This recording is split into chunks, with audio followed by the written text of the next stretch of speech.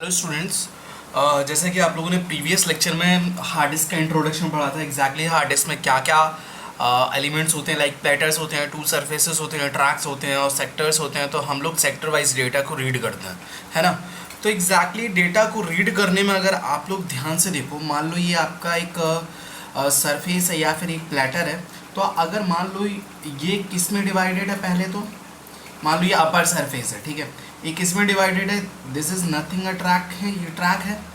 Track भी आपका particular sectors में डिवाइड होता है। किस में डिवाइड होता है, सेक्टर में डिवाइड होता है। जैसे मान लो दिस इज है, तो अगर ध्यान से सोचो, चलो मान लो ये फर्स्ट सेक्टर, ये सेकंड फर्स्ट ट्रैक है, ये सेकंड ट्रैक है, ये थर्ड ट्रैक है।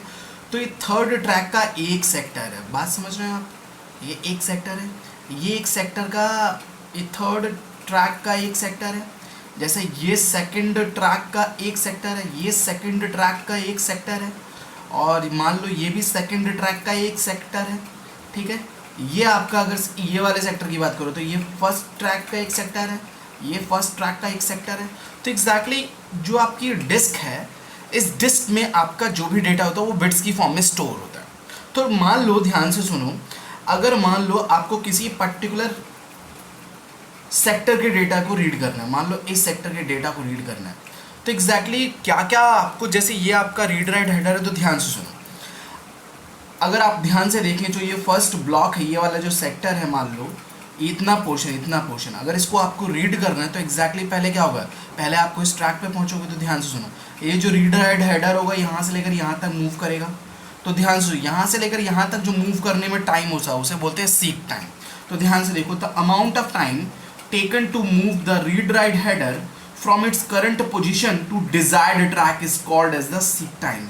Means when you want to reach out to any track from its current position to the exact position, it is called as the seek time. आप यहाँ पर पहुँच गए, ये बात समझ में आ गई, ठीक।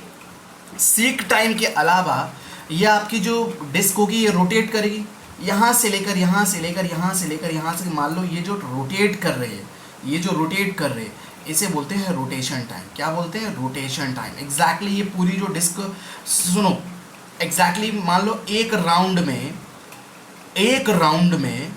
आपका, अगर चाहे तो ये जो हेडर है, ये जो हेडर यहाँ पर एक अगर ये पूरी बार घूमे, मान लो यहाँ पर है, तो यहाँ इस सेक्टर का डेटा रीड कर लेगा, फिर पूरे अगला सेक्टर आएगा उसका डेटा रीड कर लेगा। मतलब अगर ये डिस्क एक बार घूमती है तो ये पूरा उस पर्टिकुलर ट्रैक का डेटा रीड कर सकता है, नहीं कर सकता है, यस कर सकता है।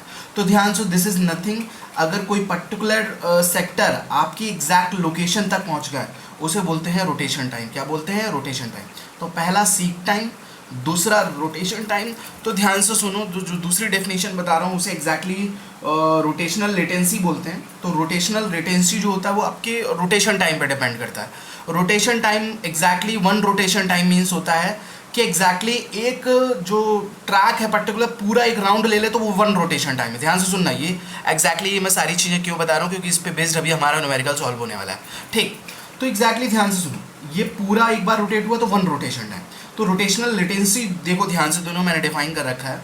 देखो, the amount of time taken to rotate the track when the read write header comes to an exact position और वी कैन से सेक्टर।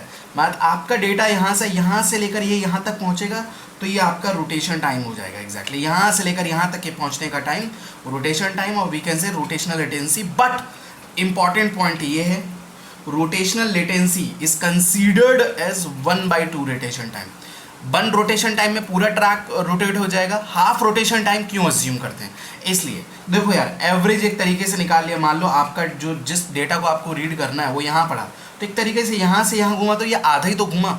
अगर मान लो यहाँ हुआ तो यहाँ से यहाँ घूमा तो पूरा तो ट्रैक नहीं घूमा। यहाँ हुआ तो हो सकता आधा घूमा, यहाँ हुआ तो थोड़ा कम घूमा। तो average half of the rotation time. एक रोटेशन टाइम मीन्स अगर आपका कोई particular sector particular read write header के नीचे आता है तो उसे हाफ रोटेशन टाइम बोलते हैं। क्या बोलते हैं, half rotation time. One rotation time में ये पूरी डिस्क घूमेगी, और हाफ रोटेशन टाइम में आपका, ध्यान से सुनना, the amount of time taken to rotate the particular read write header comes to an exact position particular sector. अच्छा ध्यान से सुनो, हमारा टारगेट क्या है, हमारा टारगेट ये है, हमें डिस्क से डेटा को रीड करना है।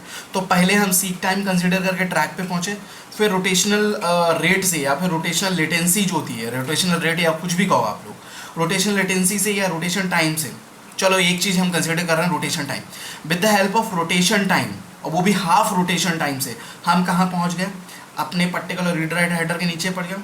दो चीज़ें कवर अप। अब क्या रह गया, अब आपको अगर रीड राइट हेडर के नीचे आपका पर्टिकुलर सेक्टर आ गया तो आपको उस डेटा को रीड करना होगा। रीड करने का मतलब होता है transfer time, data transfer time. Data transfer time और transfer time exactly means how much time it will require to read the data from a particular sector. देखो थर्ड है आपका transfer time, the amount of time taken to transfer the required data from where, from its current sector to CPU। मतलब अगर CPU wants to read the data और यहाँ से data अगर हमें मेन मेमोरी में ट्रांसफ़र है तो यहाँ से लेकर वहाँ तक का जो ट्रांसफ़र टाइम उसका बोलते हैं the amount of time taken to transfer the required data. पहली चीज़ जो ट्रांसफ़र टाइम है it depends on rotational rate. ध्यान से पढ़ लो, ये जो डेफिनेशन है जो यहाँ पर मैं लिख रहा हूँ ये एग्जैक्टली अभी बहुत यूजफुल है, एक एक एलिमेंट। तो आपको अगर डेटा को रीड करना है तो पहले आप सीक टाइम स्पेंड करोगे, फिर रोटेशन टाइम स्पेंड करोगे, देन डेटा को ट्रांसफर करने के लिए the amount of time taken to transfer the required data, transfer time consider करोगे। Transfer time is depends on rotational rate of the disk and total size of the track. मेरी बात समझ में आ रही है कि नहीं आ रही है? मतलब डेटा को रीड करना, मतलब मेरे को यहाँ से रीड करने पे ये दो पैरामीटर पर डिपेंड करती है, ट्रैक का टोटल साइज कितना है और ये जो डिस्क है या ये जो ट्रैक है कितनी स्पीड से घूम रहा है। अगर ये जल्दी से घूम गया तो डेटा ट्रांसफर स्पीड कुछ और होगी, यहाँ पर धीरे धीरे घूम रहा है तो ये स्पीड कुछ और होगी। तो रोटेशनल बेसिकली आपका ध्यान से, एक तो रोटेशनल रेट मतलब ये कितनी स्पीड से घूम रहा है, और total size of the track, ये कितने साइज का ट्रैक है, उस पर कितने साइज का सेक्टर, उस पर डिपेंड करता है ये आपका ट्रांसफर टाइम। और एक और इम्पॉर्टेंट एलिमेंट है, that one is transfer rate. अच्छा, जैसे ट्रांसफ़र रेट आप क्या बोलोगे? हमेशा रेट किसी चीज़ का क्या निकालते हैं? यूनिट टाइम में। मतलब the number of bytes are transferred for unit time is called the transfer rate of the system. देखो यहाँ से जो है 1 यूनिट टाइम में आप कितना डेटा को रीड कर रहे हो वो क्या है? Transfer rate. क्या है? Transfer rate. Exactly transfer time is different. Whole amount को रीड करने में जितना टाइम लगता है वो ट्रांसफ़र टाइम होता है, और किसी यूनिट टाइम में जैसे 1 मिनट में, 1 मिनट में, 1 सेकंड में जितना टाइम लग रहा है वो ट्रांसफ़र रेट है। तो ये please if you want to reach out या if you want to read the data from the disk you need to spend first seek time, then rotation time, और रोटेशन टाइम से ही आपकी rotational latency निकलेगी, और तीसरा transfer time. इन तीनों के एडिशन, जो तीनों टाइम के एडिशन से आप डेटा को रीड कर पाओगे। ये बात समझ में आ रही कि नहीं आ रही? ठीक है, thank you for this. I will solve one question based on these 3 parameters. Actually exactly क्या होने वाला है आप लोग देखते हैं नेक्स्ट लेक्चर में। Thank you.